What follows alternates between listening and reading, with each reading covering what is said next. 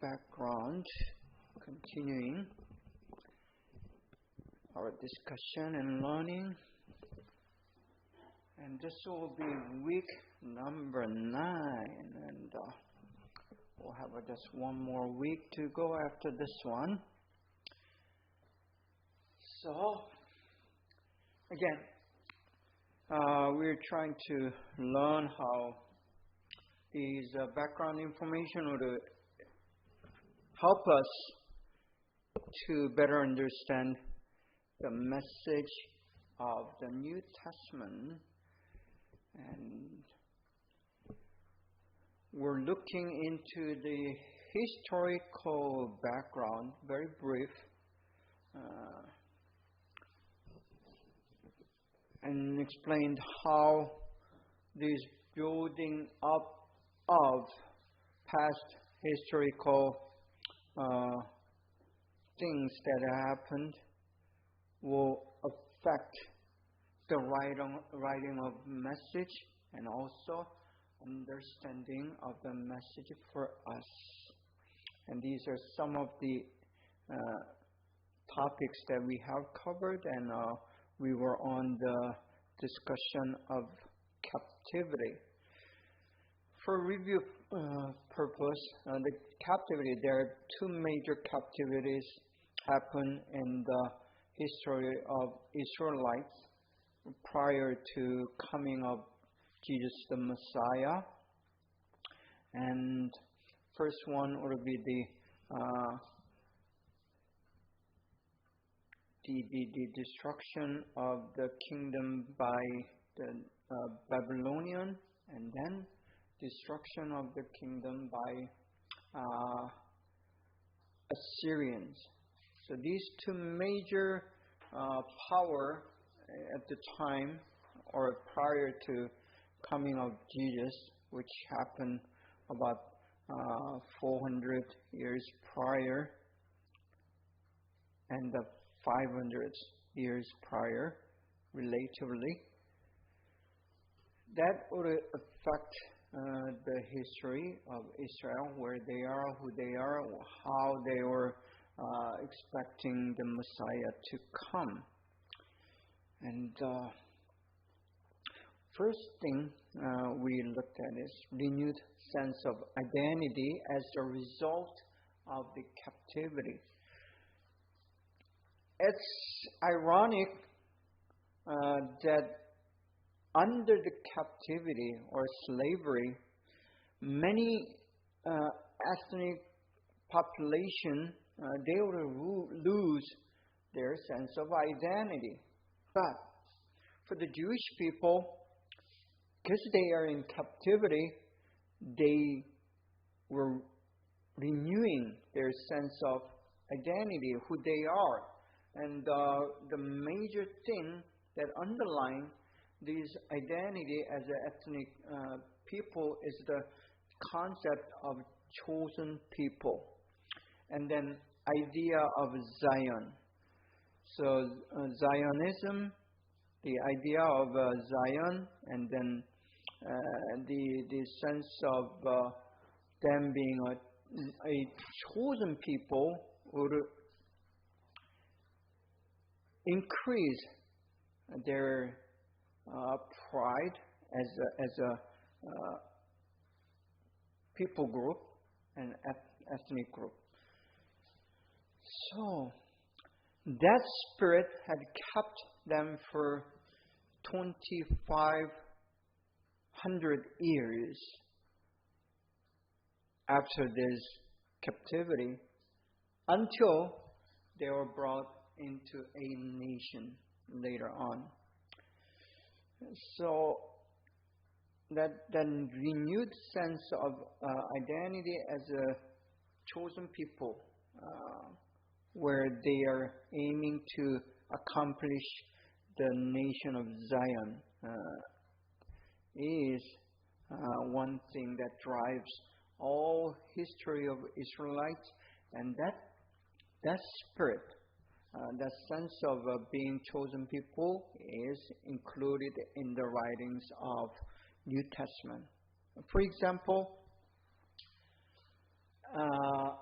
when Peter writes his letters, two letters, in the second Peter, I believe is chapter 2, verse 9, it says, we are the chosen generation, people of God, which is coming from the idea in the Old Testament where they believed to be a chosen people. Now it is extended or transformed, translated into the church, which is again the real chosen people.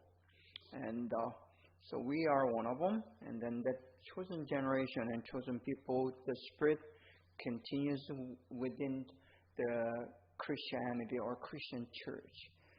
So we want to remember that. And then single-minded devotion to institutions and traditions. They were stimulated or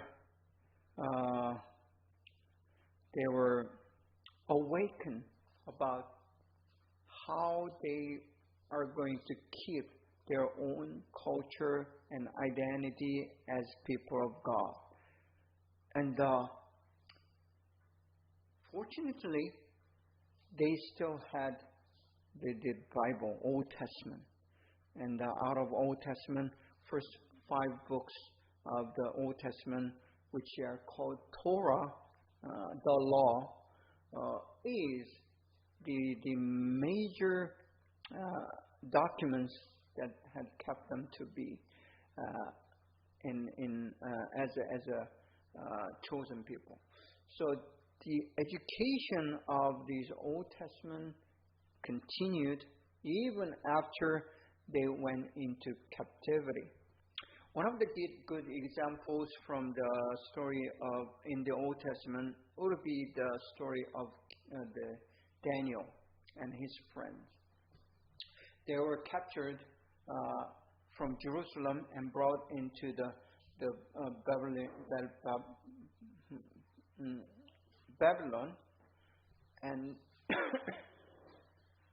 the first incident that were written in the book of Daniel, if you read, they rejected the food and the culture of Babylonian when they were brought into Babylonian kingdom and was being trained and educated to become one of them. And so they just rejected, they denied, and they declined the culture of Babylon, which will certainly, I guess, will result their immediate death. But they survived. And then they continue to do that. And in fact, Daniel becomes the agent who is going to maintain their own culture and religious identity as a chosen people. So God uses Daniel to keep these cultural, purity, cultural, religious purity of Jewish people or Israelites. And another example would be the story of Esther. If you read the story of Esther, even though it doesn't mention any word like a Yahweh or God, so it's a story of His people, God's people, and Esther becomes a queen of the land of Babylonian land, and then she is going to be the agent to maintain and sustain the ethnic identity of Israelites and save them from being massacred by the Babylonian authorities. So again, there's a story of how they kept their identity as God's people. So one of the major story in the Old Testament regarding the diaspora or those who are captured or exiled, these stories, the main theme, one of the main theme would be keeping their religious and then ethnic identity as Israelites or people of covenant.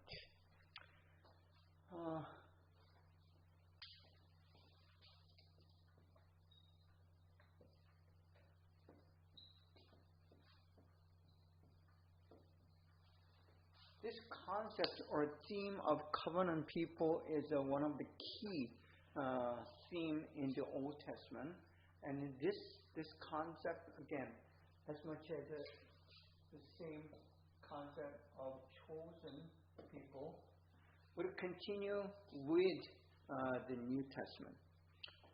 So, Israelites, as a nation and as an ethnic group who were covenant people, now translates into the New Testament as the church.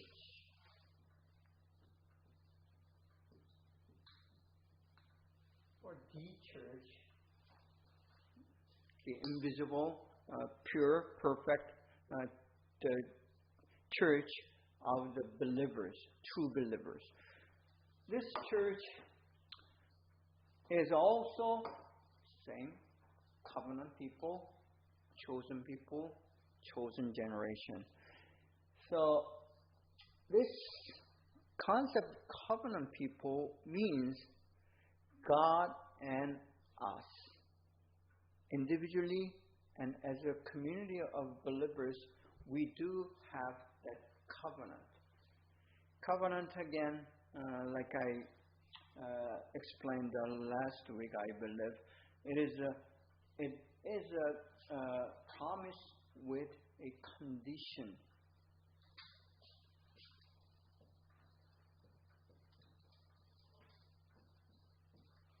A condition or conditions. So God is saying, if you do this and this, then I will. So that's a basic form of covenant. And we have made that covenant on the terms of God's offer. So again, what I mean by God's offer is this. If you believe in Jesus Christ with all your heart and all your soul and all your mind, then I will forgive whatever the sin or sins that you have committed against me. It's not the sin. I mean, you make sins against people, but we made sin, singular, S-I-N, without S, sin with or against God. So these two things, sin and sins, are going to be forgiven and forgotten by God if I make that commitment or confession about who Jesus is and accept that Jesus as the Lord and Savior. That's the main contents of the gospel, and the gospel is in the form of covenant. So this covenant theme that we find in the Old Testament, again, it is a very key theme that continues in the New Testament. That is why we need to look into the text and the contents of the Old Testament to better understand or to fully understand the New Testament message of gospel, including gospel. So again, God makes an offer to us, and then we make a covenant with God. That's how it is. Then once that covenant is established, then we can also offer our condition and then make a covenant, not the covenant, a covenant with God. For example, some of the those pastors or the full-time ministers,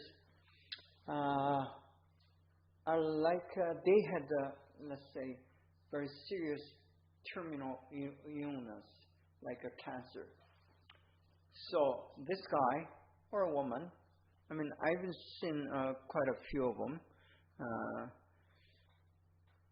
One of my disciples, he was in leukemia. He had leukemia when he was like 3 or 4 years old, and his parents, who are being very devoted Christian, they took him to this prayer center. We have like a 기도원 in Korean, which is a place of prayer usually in the mountains. And then took him and then continued to pray with fasting and overnight prayer and so on. And then he was declared cured. But the condition was the parents, they made that covenant with God and said, if you heal my son, we will dedicate him to be your servant, full-time servant. So that covenant was made, and God healed him. So there's that covenant, and he is to keep that covenant, even though that promise covenant was made by the parents. It is still valid and effective. So that's, I mean, you hear many of these examples, right, in the stories, narratives like this one. So that's the concept of covenant, and it is very important concept in a Christian faith or in Christian spirituality. There's a pretty similar kind of a covenanting in other religions as well. And even the Satan, he does make this covenant with people. Some of the well-known artists did make that covenant. And the story of Faust, the novel by German, in that story,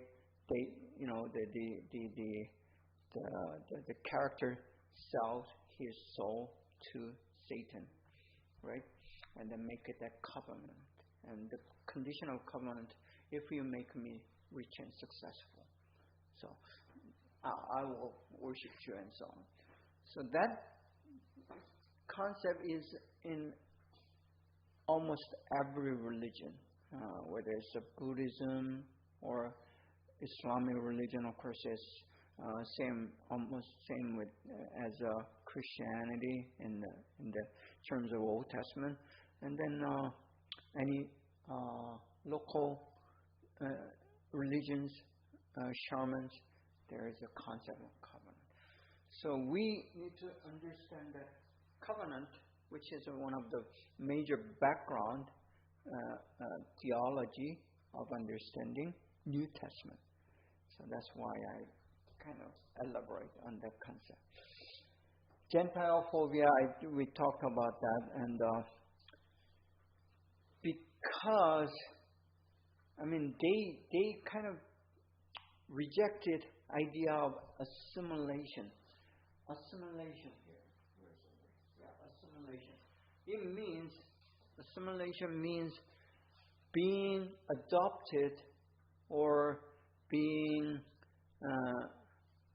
alike and learning and accepting the foreign culture as mine.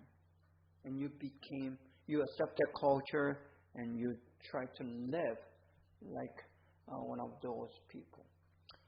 Assimilation does not mean that you are going to throw away your own culture that you grew up and but usually sustain that, and in addition to your own culture, you will try to accept other culture.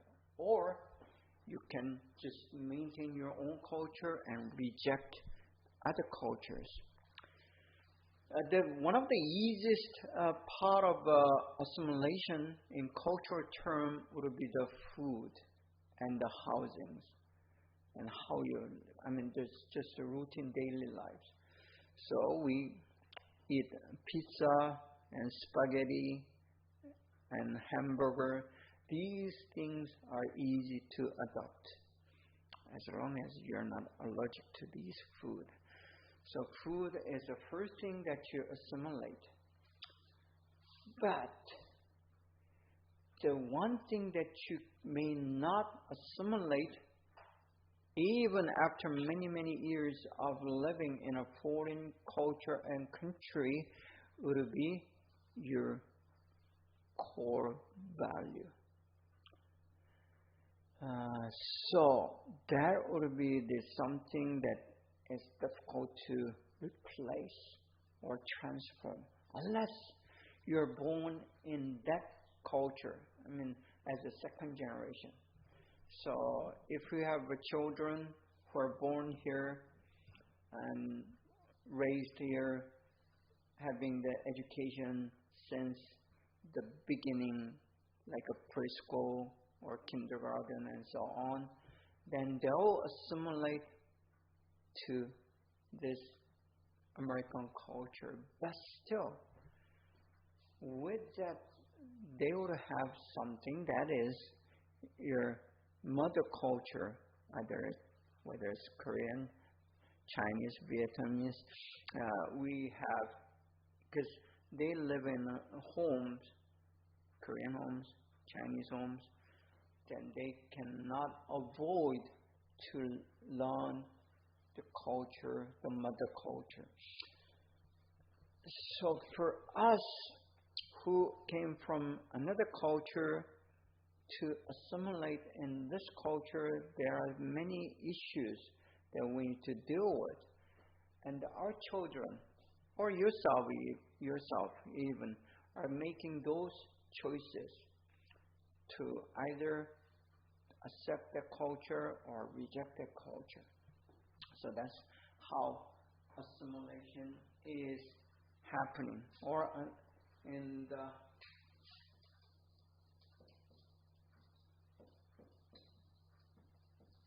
it's also called unculture. It's learning of another culture or accepting of another culture. Usually we do not apply unculture or assimilation to your own culture because it's a natural, when you're born into a certain culture, it's a natural and it happens. But if you just go to another culture and try to live in there, then there's that assimilation. The thing is, Jewish people made assimilation within certain boundary. They did not fully accept this culture. But the thing is, even though the community is not willing to accept the foreign culture or Gentile culture, even having a Gentile phobia, individually speaking, there are those people who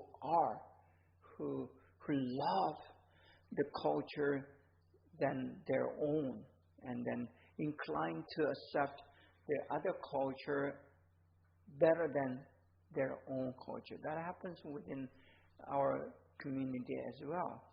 So there are those who are sort of,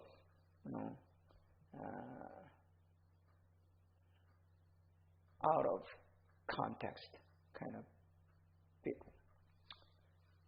Continuing the captivity. The effects of the captivity, again, devotion to the law. So I told you, probably it was the only way, but also a most effective way is to have this religious and the cultural education using the first 5 books of the Old Testament. That's something that they've done when they were in Israel, and it's a tradition, it's their system. That's how they maintain their cultural, religious identity, even when they were in Israel and Jerusalem. But when they were brought into the foreign country, Babylon and Assyria, then they would have more needs, and these 5 books become more valuable for them. So these exiles realized failure to keep the Mosaic law as a cause. Again, what we mean by that is the destruction and destruction of the nation, both Judea and Israel. They believed later on. They repented, and they thought we failed to follow the God's command, including 10 commandments. But there are several hundred other instructions that are given in detail to follow as people of God, and when they disobey that law, then they thought they caused them to be disrupted or destroyed as a nation. So a prophet like Ezekiel called the people to repent and then renew their commitment to keep the law better than their ancestors.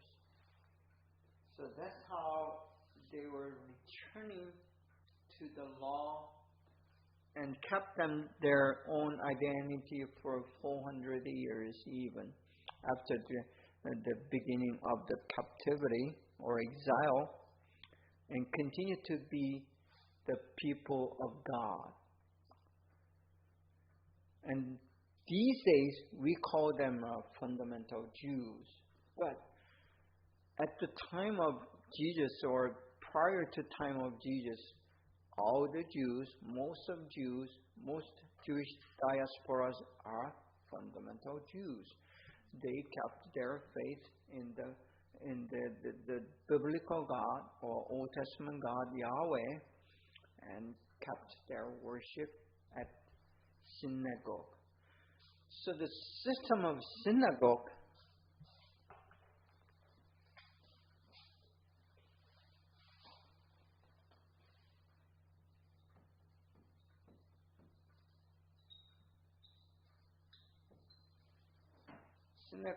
is a place of worship for the diaspora Jews. And then it comes into the system of Jewish, the Israel as well later on. So they kept their worship at the synagogue, and it becomes the center of maintaining their identity. And also later on, this synagogue becomes the place of the spreading of gospel. We know in the story of Acts, the Paul and Peter, not later on Peter, but the Paul usually begins his ministry at the synagogue, which is a Jewish center of faith and culture. Same thing that we see still in here. If you go to Irvine, there are many synagogues, the Jewish worship places. So they, after 2,000 years after Jesus, Jewish people still have this place of worship, and also it's a cultural center. Okay. Now, continuing the theme of the captivity, because the captivity, more than other historical event, is one of the major incidents in understanding who Jews are and the idea of the Messiah. Because they are in the foreign land, and also even the mainland Israel is under the government of Roman Empire. Their colonial Roman Empire is ruling the land of Israel. So this theme of captivity help us to understand how the people at the time of Jesus was so much eager to see, and expectation is very high toward the coming of Messiah. So, nonetheless, in spite of Jewish people trying to keep their own identity as a people of God and a Jewish tradition and culture and the law and so on, and giving education to their people with the Torah, not anything else, there are this foreign influence, the assimilation, like I said, on culture happens if you are living within other culture. But the main thing is the language and the religion. So do you keep your own language, your mother tongue? That will be the one major issue to keeping your ethnic cultural identity. And another thing at the time of Jesus, the religion also means your ethnicity. So your Judaism or Judaic belief would be the major key core element for them to keep their own identity as a people of Israel or Jews. Now, Aramaic became the vernacular language. Hebrew reserves as a scriptural liturgical language. And then accepted Babylonian calendar and Hellenization begins slowly. Even though they were very serious about, again, keeping their own identity and culture, the Hellenization, meaning becoming more assimilated into Hellenistic culture or Greco-Roman culture, it begins slowly. And then in the time of Jesus, it's been very continuing for 400 plus years. And even with the people within the land of Israel, they were so Hellenized. They are using the Greek as their written language and also commercial language. If they are to earn some money, they have to speak Greek, and they should be able to write Greek. Just like we need to learn English to be, not only just the global, but many times to just earn your living, you need to learn and speak and write English. That's a basic for many of the modern population today. So the same thing happened in the time of or time toward Jesus. So in spite of their effort, very solid effort to keep and maintain their own cultural and religious identity, it slowly comes into their culture. So that's one of the basic thing when you are reading and understanding New Testament, especially when you're reading the book of Acts, and then all these letters to the other believers or churches in the Asian Minor, like Corinth, Ephesus, and Thessalonica. These are the regions where more serious degree of assimilation or Hellenization had happened, which means there are very common practice of idol worship that is other than Yahweh God. And listen, young people see and experience this idol worship, everywhere, because they live in that culture.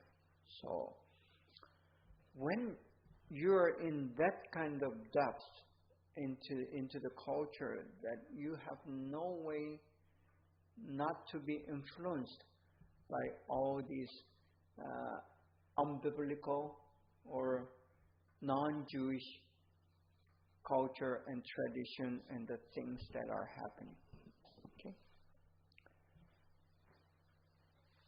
Now, Jews and Persians. Okay, we'll go a little quicker on these topics. Persia conquers Babylon, and Persian King Cyrus frees captive and deported peoples. Jews adopted Aramaic as vernacular. The return of the Hagolah people of exile after about 40 years. So what happened is the Persia becomes more greater power than Babylon. So Babylon is eventually being destroyed or conquered by Persia, or originally Assyria. And then the King Cyrus is the one who says, now, if you're Jewish, you can go to your home, the land of Israel or Jerusalem. So that happened like after 40 years since the first, actually the second captivity. And this kind of complicates the situation in the land of Israel. We don't know exactly how many are gone back to Israel, but according to the Bible, it's almost, I'm not exactly sure, but it's about 1 million people, because only the Bible counts the male adult.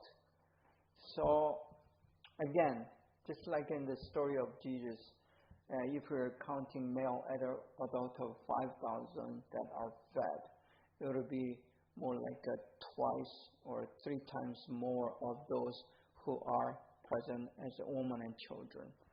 Probably the same case here. So we don't exactly know the numbers, but it's a whole bunch of population that suddenly comes back to the land of Israel and Jerusalem to repopulate the land. It's not so much an issue of repopulation. The thing is, they are bringing, because these are so-called diaspora, they're bringing their culture, the Babylonian and Assyrian culture, back into Israel. And I told you that even though Israel was experiencing some assimilation or unculturing to the Hellenistic culture, but there is a much bigger, stronger resistance against this Hellenistic culture because it's Israel. But those who were living in another culture, and Hellenistic and the Greek-Roman culture, their degree of assimilation is much deeper. And it's not just one people or two people or one family or two families, but whole bunch of people are coming in, just like it happened in the Exodus in the Old Testament period by Moses. And this time, pretty much similar size of people are coming back into the land of Israel and to the Jerusalem. And again, many of these returned are very highly educated, and they are much richer than these people who are living in Israel. Which means they become the dominant population over already who are living in the land of Israel. Because as we go back to the last week's lesson, these Babylonians and Assyrians brought the nobles and the leaders of the country, the political, the royal family. They took all those people to their country because they don't want them to be remaining in Israel and revolt against them and then make another war. So they took all the leaders and kept them as slaves. So even though they are slaves, since they try to maintain their own education, they are highly educated and very smart people. And they're the sons and daughters of the royal family and nobles. And one of the examples would be Nehemiah. If you read the story in the Old Testament, Nehemiah, the Ezra, Nehemiah, and Esther are three major figures that are related to the return of the people. And then Nehemiah comes back to Jerusalem, and then he is the one who leads the rebuilding of the wall of Jerusalem, right? If you remember. And he is one of the highest officials that are very close to the king, right? And then that he gets the permission and then the authorization from the king directly and brings all this material from Lebanon and other areas to rebuild the wall of Jerusalem. So from that story, we can just easily see how these people are educated and then comes back and gives a very direct influence. The reason they were able to do that is because even though it's after, I think Nehemiah is a third generation diaspora, but he was able to speak and write and Hebrew and Aramaic very well. So he didn't have any trouble communicating with the people back then. So many Jews kept that tradition even after the time of Jesus, and even though they did not have their own nation after destruction of Jerusalem at AD 70, and they are without a government or nation since then. But after 2,000 years, they were able to come back and rebuild their own nation in 1948 because they kept their identity by letting their generations and generations of Jews to be able to speak Hebrew and that kept their spirit as a nation or people. And so, knowing that there's this very cultural elements with the mix and intercultural activities happening within the land of Israel, and especially in the city of Jerusalem. So whether they like it or not, the history helps them to become multicultural and global.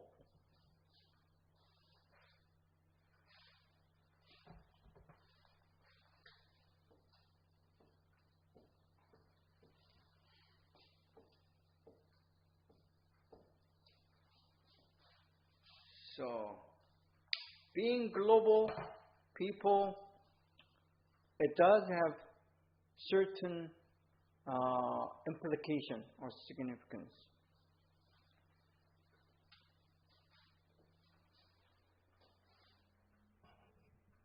It builds a network of people throughout the whole globe. Jews are the one.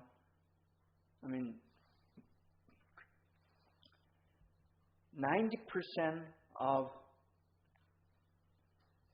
Jewish population in the time of World War II, World War I and II, which is a pre-modern era, right before the launching of the nation of Israel in 1948, the 90% of the Jewish population were scattered around the world, mostly Europe and Russia. But in part of Africa, for example, in Ethiopia, there are so-called black Jews. As a result of the diaspora that happened even before the captivity. So, we see this Jewish population within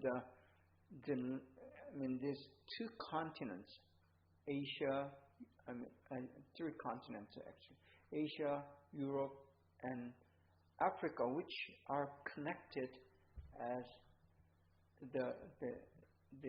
by the land route. Until World War I and II, we didn't have many Jewish population in North America. But after the war, the European Jews come to United States and Canada to populate this North American continent as well. So they become global people and they have global network as one ethnic people. Most similar case in a modern history would be the Chinese population. I believe there are at least several million.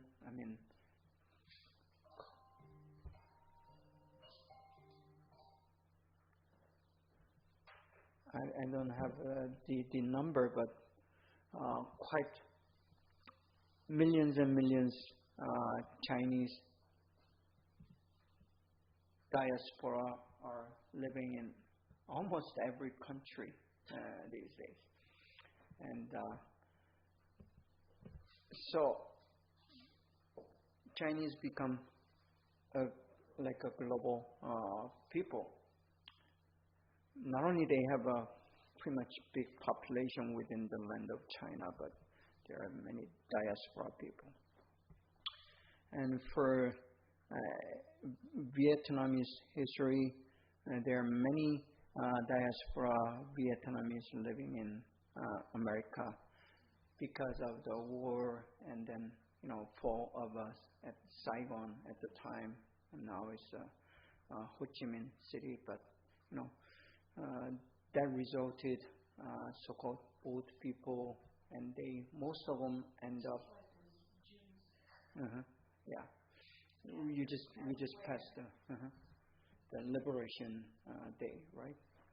And then after that Liberation Day, many Vietnamese just left and immigrated to U.S. So there's a very large population. And then because of that, not only they come to U.S. but went to other countries and became global people. So let's take a break and we'll come back at 11. And Zerubbabel and the Second Temple. Nehemiah and the city of Jerusalem rebuilt. We just talked about who Nehemiah was, and he's one of the those who returned to Jerusalem. We are not sure if he continued to live there, but he promised to come back to the king after rebuilding of Jerusalem. So he might gone back to serve as a king's cupholder. Anyway, Judah, theocratic state within Persian Empire. What it means is, even though Persia is not Yahweh worshipping nation, they allowed the Jews to build their own state, which is a theocratic state, living in their own Yahweh God, worshipping it. They had that freedom. And we know that Ezra, the scribe and the prophet, he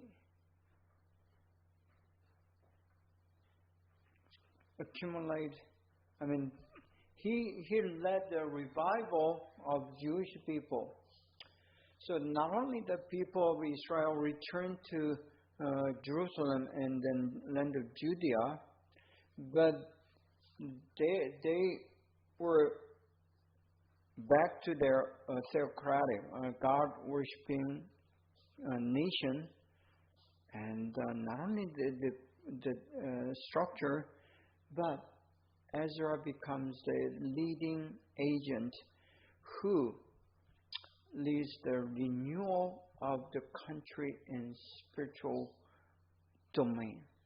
So this spiritual renewal or revival is one great example that we still continue to model ourselves. And the key to his revival or renewal is the returning to the Word of God. The Word of God. If you read the book of Ezra, we see how that had happened. And main thing was they continued to read the Bible for days and days as they assemble into one place.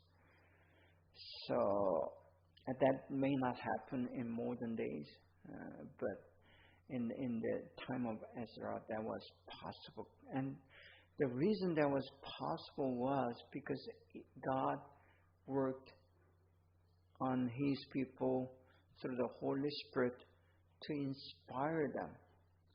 So the anointing of the Holy Spirit did happen even in the Old Testament days.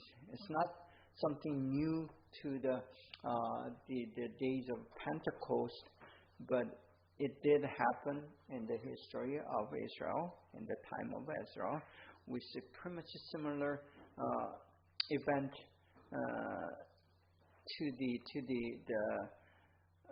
day of Pentecost in the birth of the New Testament church.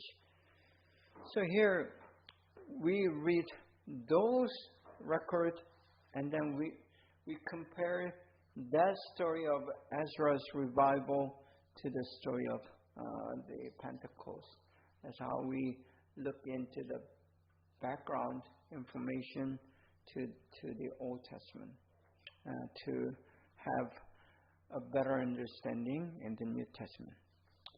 Tensions with those who had remained.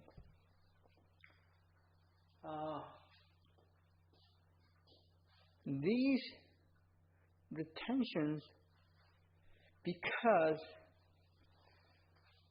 see, it's natural for,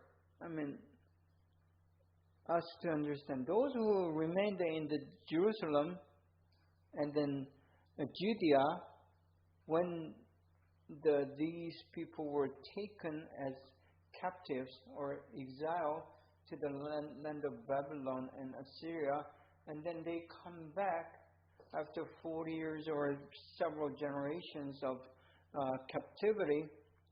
Now, like I told you, they brought a foreign culture, something very different. Even though they speak the same language and were able to communicate, still there was those feeling of, there are many different feelings, but feeling of inferiority, because these people who became rich, even though they started as slaves.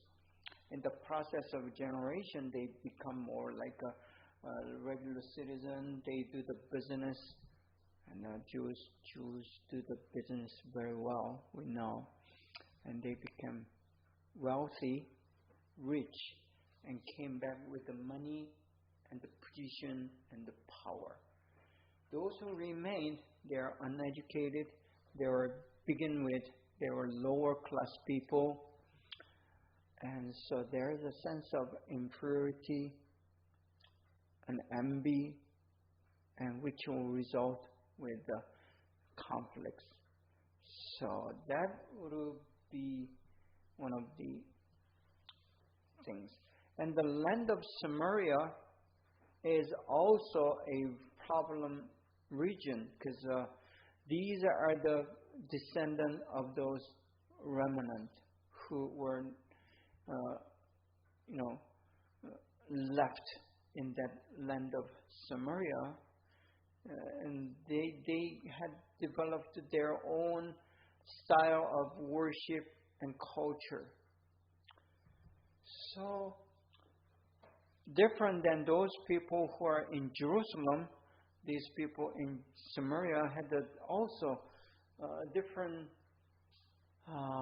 feeling against those who are coming back from the land of diaspora. So there are like a major three groups: Samaritan, those who are remaining in Judea, and then those who are coming from either Babylonian captivity and then Assyrian captivity. They come back. So these different group of people with a different culture will have conflicts and differences and different ideas. Again, Amharites, or people of the land, like we had Agola, and this is Amharites. They in the territory of the old Judah. So these people had, if they come, they have to live somewhere. They need to have houses. They need to have land to, cultivate and so on. So it's more than, just people returning. I told you it's not just one family or two families. It's almost a million of these people are coming back. And it brings a very critical socio-political, socio-cultural changes to the people who are already living in that land. In other words, it becomes chaotic. Chaotic means so complex and confused. So that's where, it's beginning to happen and then continue to the time of Jesus. Birth of the population of the old northern kingdom of Israel with Assyrian and neighboring admixtures became the New Testament Samaritan. Again, this is how the Samaritan people became to be born. So there is an ethnic mixture, intermarriage, and then religious change from the original and the fundamental Judaism. That's why when we read and see the story of a Samaritan woman, where we began our class with in the first class, the issue of worship, where to worship, becomes the topic of conversation. And if you don't know this background, you will just see, okay, they had a conflict, they had a different idea, and you don't know why. The root is because they are the ones who were remaining there and had developed their own kind of denomination, on today's term, denomination in Judaism. Even though it's the same Yahweh God, they think it is proper to worship in the mountain. What's the name of mountain? Yeah, the mountain they worship in, than Jerusalem.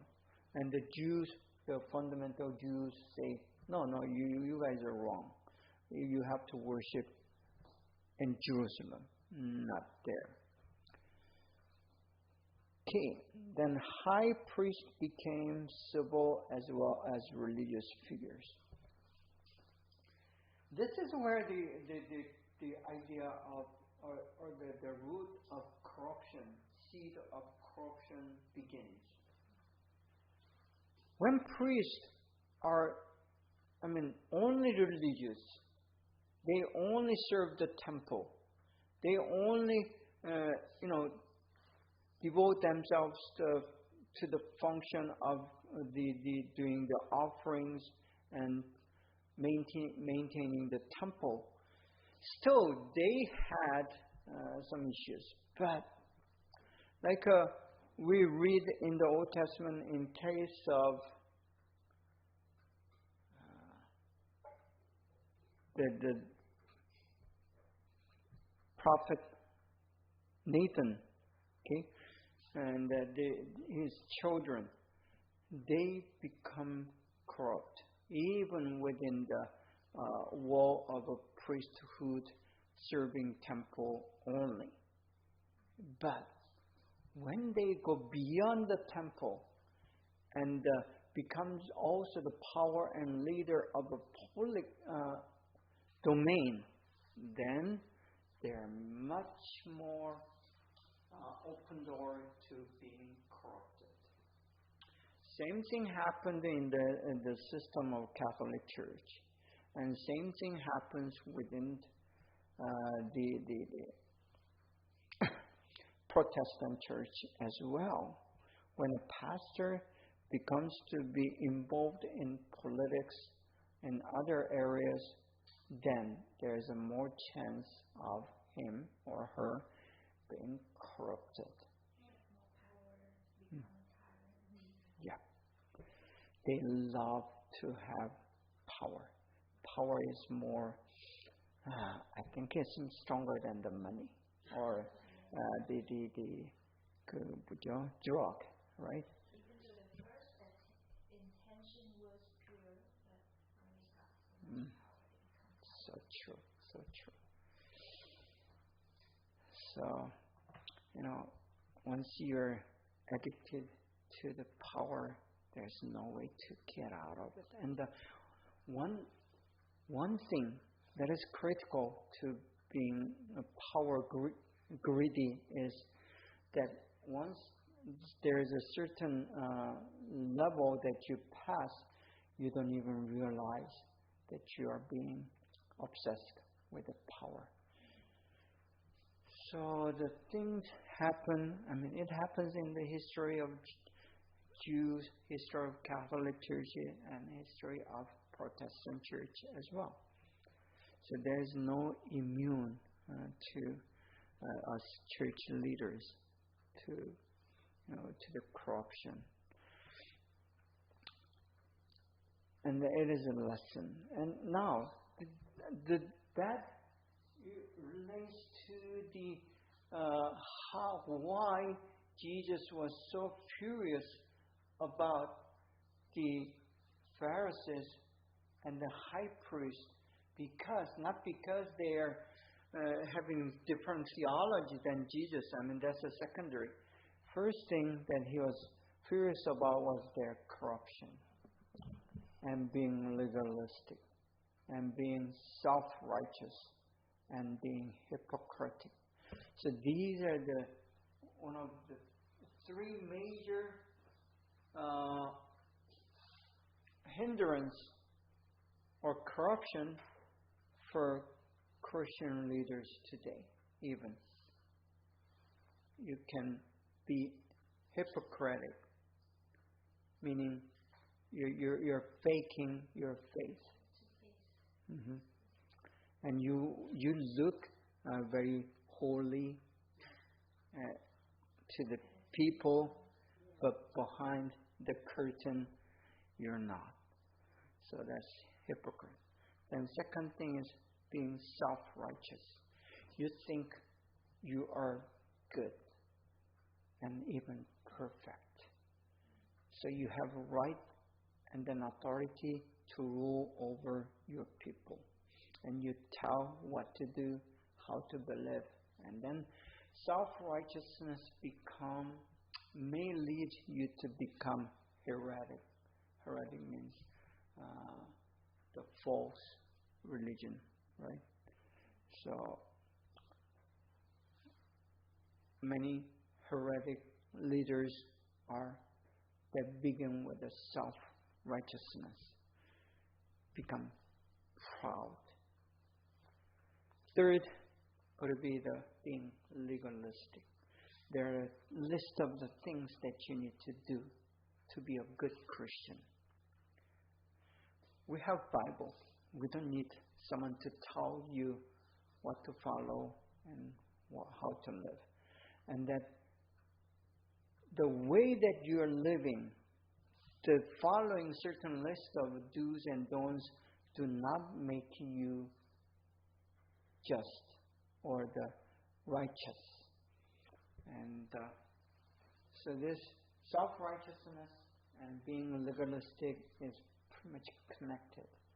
So if you are legalistic, there is a greater chance that you become self-righteous because you're following all these rules and you're very dedicated to doing it, then you are legalistic. So it's vice versa. Temple and Torah, we'll just skip. Beginning of the diaspora, we talked about it. Jews remain in Babylonia and the east. See, the east. It doesn't show here, but the east is from Jerusalem to the east, and the nations and the countries and region east of Jerusalem is called the east. Like I told you before, the scholars, who made the visit, wise men, those wise men who made a visit to the baby Jesus are from the east. Either it could be Jordan, Iran, or somewhere there, right? So they are the east. Babylonia also included as east. And Lebanon also in the part of east. So north and east of Jerusalem, there are Jews who are living there because they were taken as captive, exile.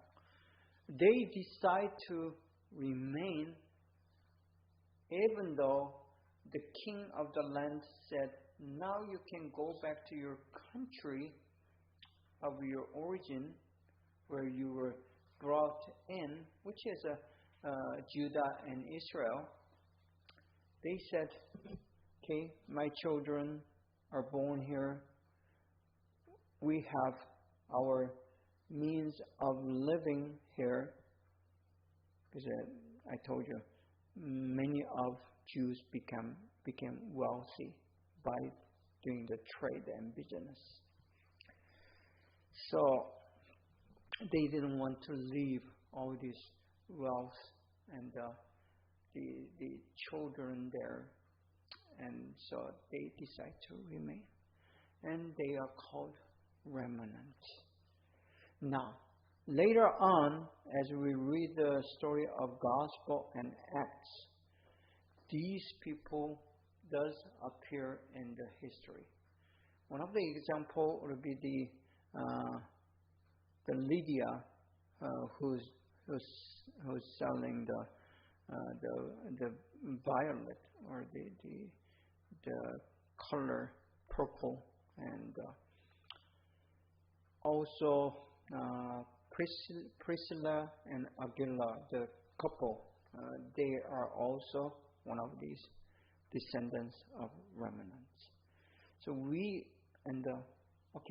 also Timothy.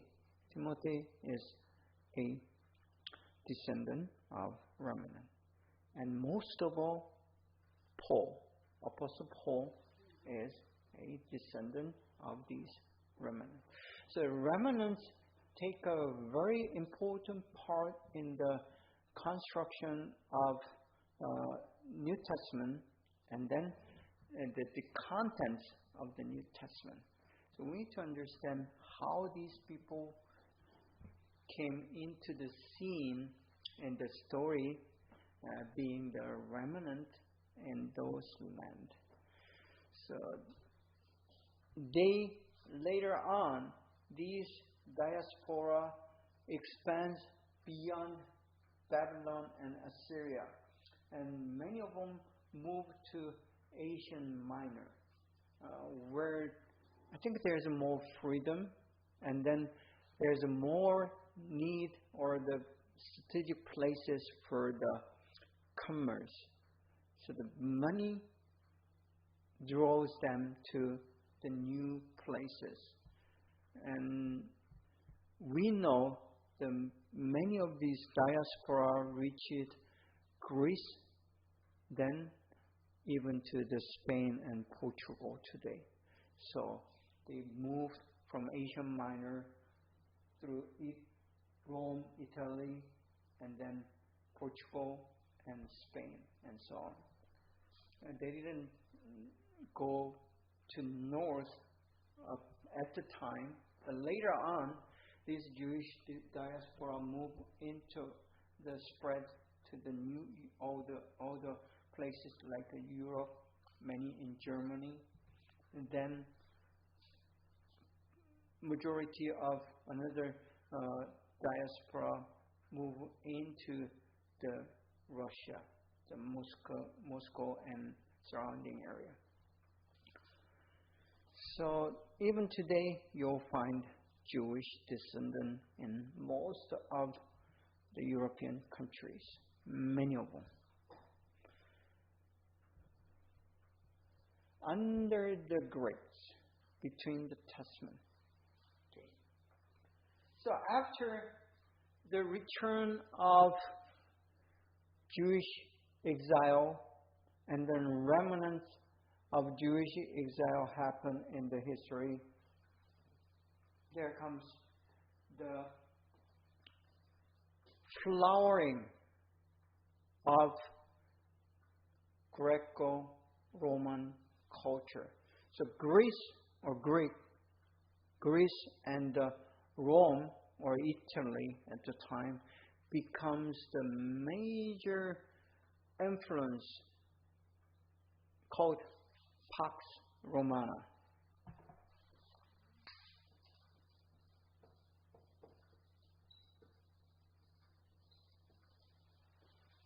It's a kingdom, empire, Roman Empire, which includes the Greece. So Greek and Rome, Italy and Greece becomes the major world power of the day. So we read many, story of Hannibal, Alexander, and then all these Roman emperors in the world history, and that is the period where the Jews or the land of Israel was under their influence. So Alexander the Great conquered Persia. See, so Persia takes over Babylon, and then they extend their kingdom. Now that kingdom falls, and then Alexander the Great, he conquers that whole Persian. It's not Middle East, but including Turkey, and then Lebanon, and then northern Jordan, and so on. So these areas become the land of Romans or Italians today. Alexander's successor established Hellenistic states and Greek kingdoms through the Near East. Even to the Near East, they extend their kingdom. While on the other land here in Asia, or Northern Asia, the Mongol, Genghis Khan and his following, the kings built their kingdom, the Mongolian kingdom. Then political unity was lost, but a common culture called Hellenistic nonetheless developed. So even though as a nation to nation, there is no strong political the alliance remaining, but the culture dominates. So this is probably more powerful than the political or military influence over the nations. See, for example, in the Korea, right after the independence from Japanese occupation for 36 years, then right after that, we have independence in 1948, just like Israel did. But that did not remain too long.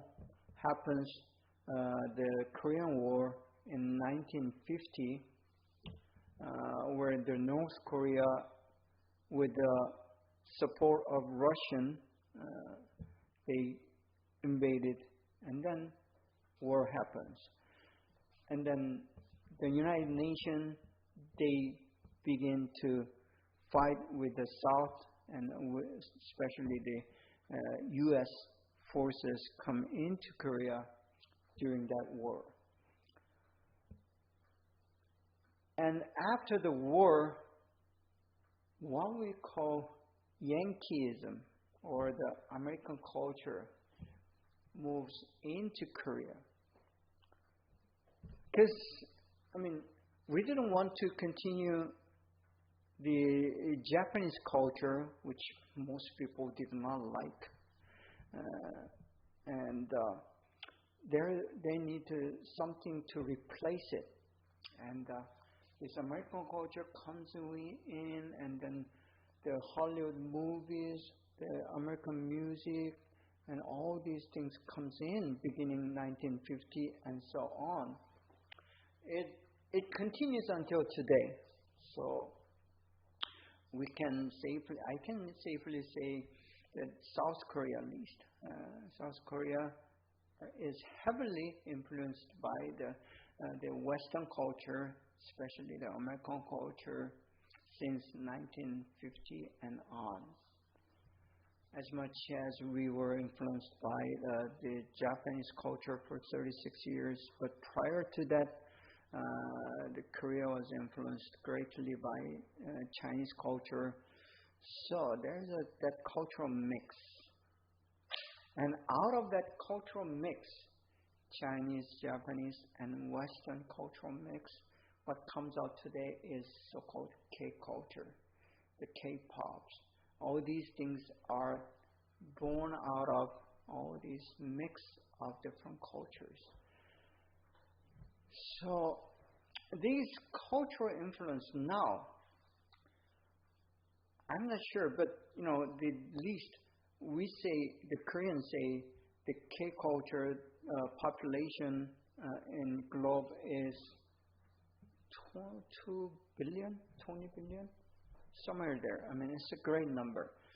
So that influence of culture is beginning to, I'm not sure if it's a beginning of the end or just the beginning, but it is popular.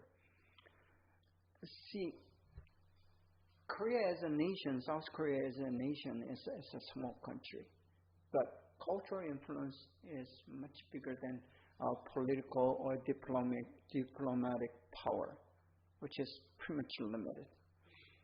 So we see that in the history here, Hellenistic Greco-Roman culture influences whole area surrounding Mediterranean, and that is a very major thing in New Testament, because New Testament is written in Greek language.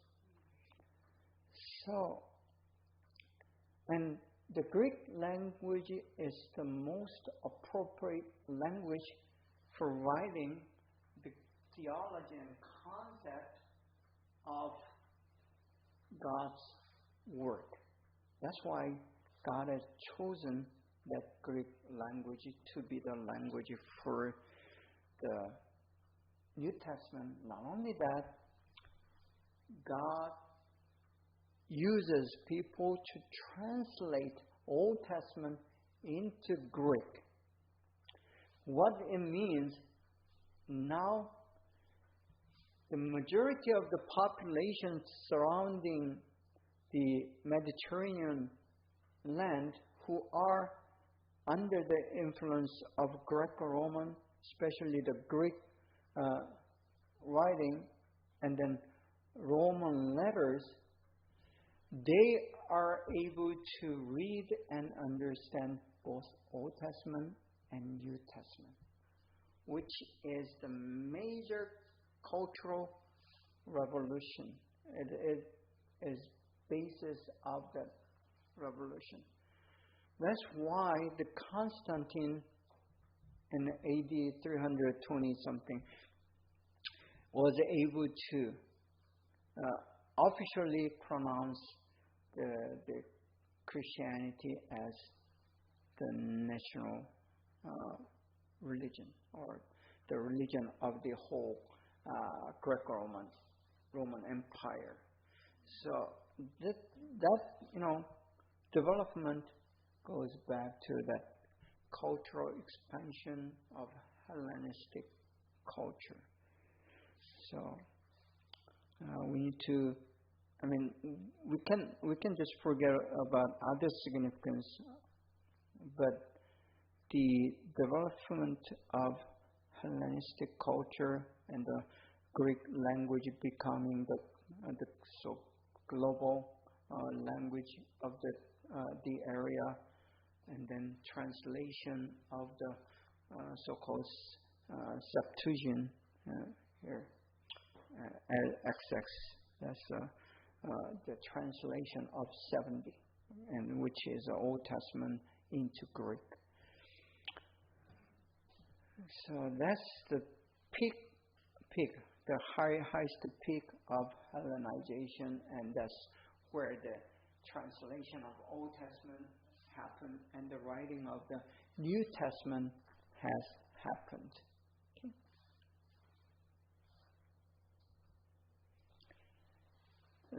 Another historical development that relating to the messianic expectation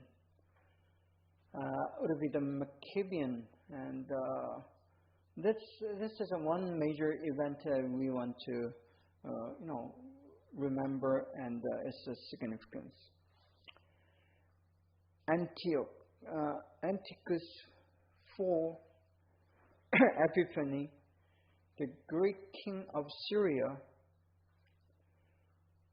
tries to wipe out Judaism.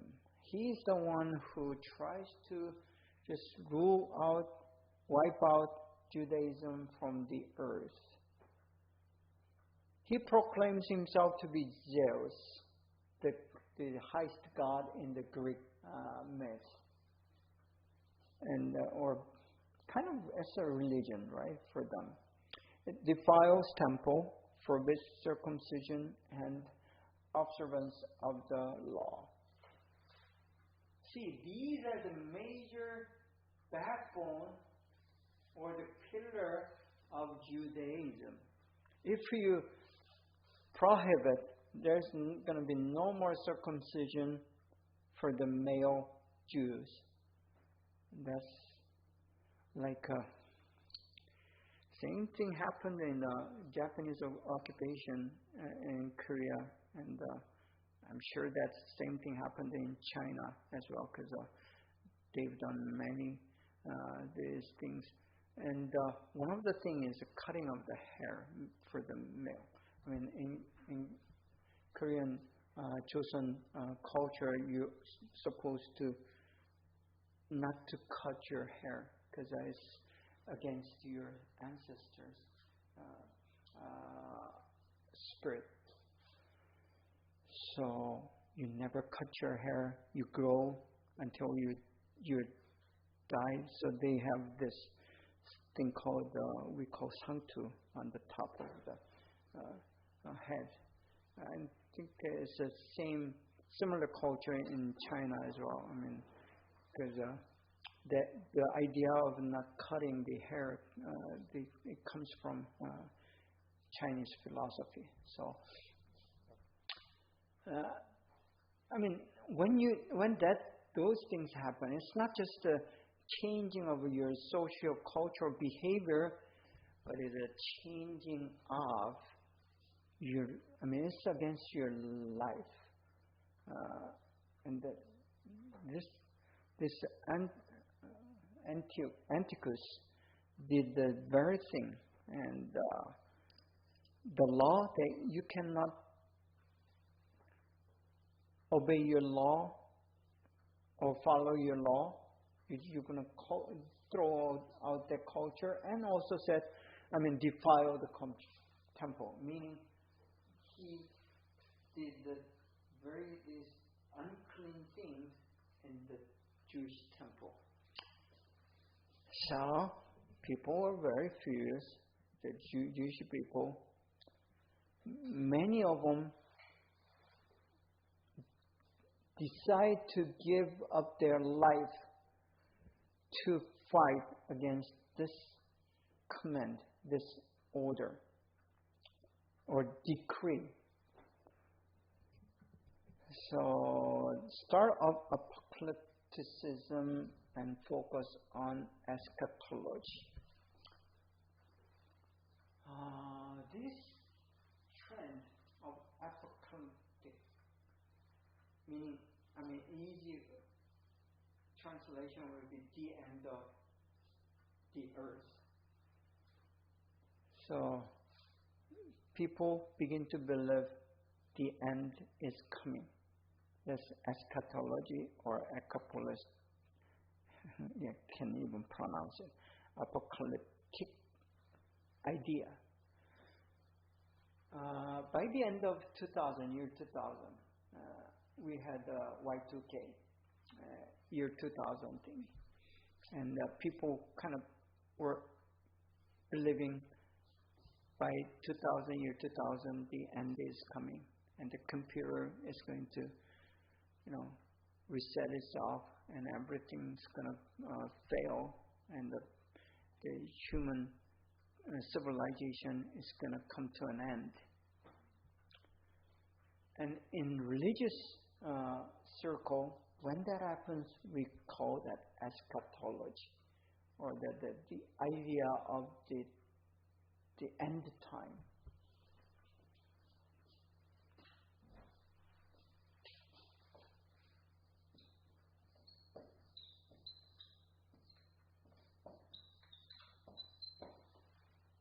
So here's that idea of the end time. Some of these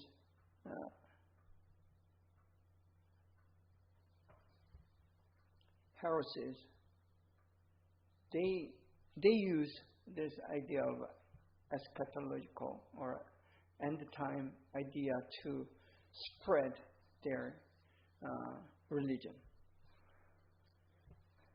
So when that happens, the expectation of this messianic figure or the Savior,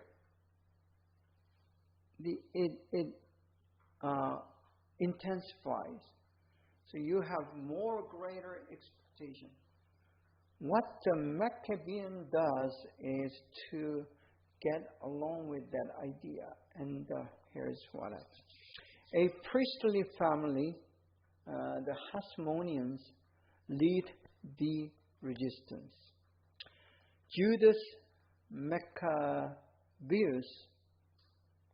is the name of a person, and so-called the Hammer starts a successful revolt against this Persian or Greek king.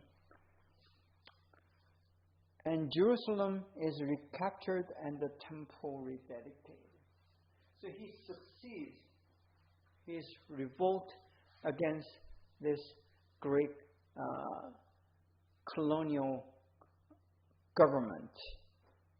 It's a military revolt, and they fight against this Greek colonial power and wins. When that happens, spirit is lifted, and they think the time is here to have that Messiah coming. And I think they are correct to some degree. Messiah didn't come immediately. He comes a couple hundred years later, but still, it heightens or increases the expectation of the people for the coming of the Messiah. And similar things going to happen to the church. We are living in a peaceful world today, or rather peaceful than in the past. But there are many prophecies, including Nostradamus and others, who are talking about or prophesizing about the end of the time or end time. And when that happens, when church begins to be persecuted, and then the things going to happen in the Jerusalem and the surrounding area, and then it will develop as the war of Armageddon, which is in the Revelation. It's not just an idea. It's going to happen as much as Jesus came for the first time. He's going to come second time. When that happens, we'll have a greater expectation of the second coming of the Messiah, the Christ Jesus. So the pattern will repeat. But it's not going to be immediate. We expect Him to come in our lifetime. I hope and pray, but it may not be. And it's been like 2,000 years since Jesus promised to come back. But we know the end time is much closer than it used to. Because that time is already designated, set up, just we do not know. But from God's perspective, Father's perspective, He had made a decision way before, at the beginning of whole history. He already had a time set, and certain time. We do make that conditions, but God doesn't know when that condition is going to be fulfilled. So when we read the Judas Iscariot expecting a political Messiah rather than a spiritual Messiah, we do have understanding. It's not just the Judas Iscariot, but most population at the time of Jesus were expecting that political figure, the leader, militant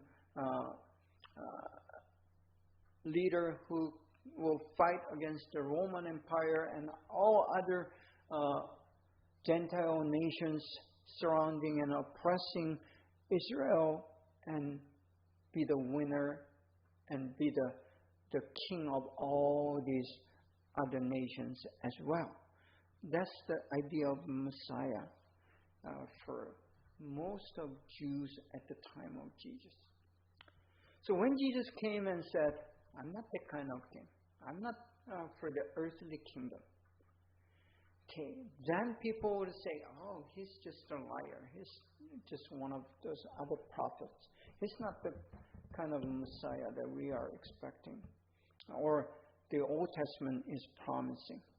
Because they had a different interpretation of the Messiah from the Old Testament, and they are not willing to accept a different kind of Messiah who's weak, who's powerless. He's not willing to use the sword against the enemies, and he even said, "Love your enemies." And for Jewish people, who are the enemies? Of course, those are the Roman, and then all these Gentile nations who are trying to eat up the Israel, and including the Persia and the Greek power and all the surrounding, and including Egypt and so on. So these are the enemies, and Jesus is telling you need to love them. And they are not ready to accept that kind of message. Okay, continuing this Maccabean historical background to the New Testament. These Hasmonean became both high priest and kings, or messiahs with the S, not the Messiah, but messiahs with the S, of an independent state. With the letter small m and with the S, it means not the Messiah, real Messiah, but the shadow of a Messiah. They are kind of preview of a coming Messiah. So people had, okay, now these small Messiahs are here, and the Messiah is going to eventually come and free us. So that was the idea.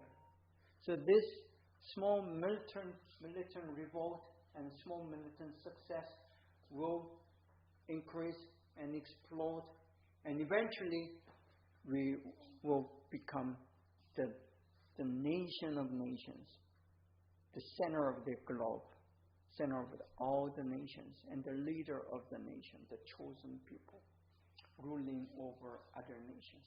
That was the basic ideas for them. So the small messiahs, the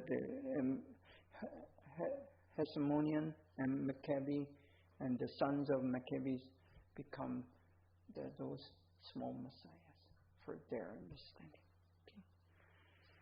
All right, we'll continue our discussion next week, which is the last week of our class. And just a reminder, if you are willing to get the best grade, and then there are assignments that you. Okay. So let's take